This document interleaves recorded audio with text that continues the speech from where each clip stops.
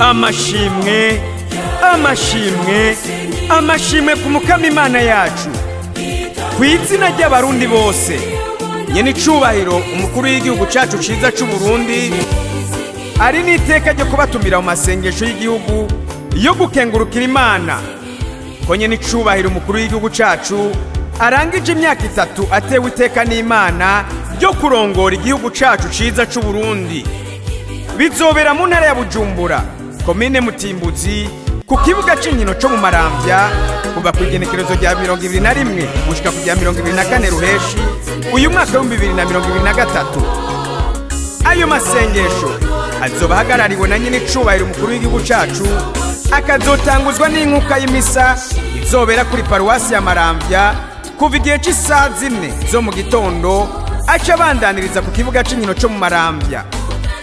Mu minsi ikurikira ibikorwa vya buri munsi bizora bitangura igihe c'isaha 9 z'umuhingamo.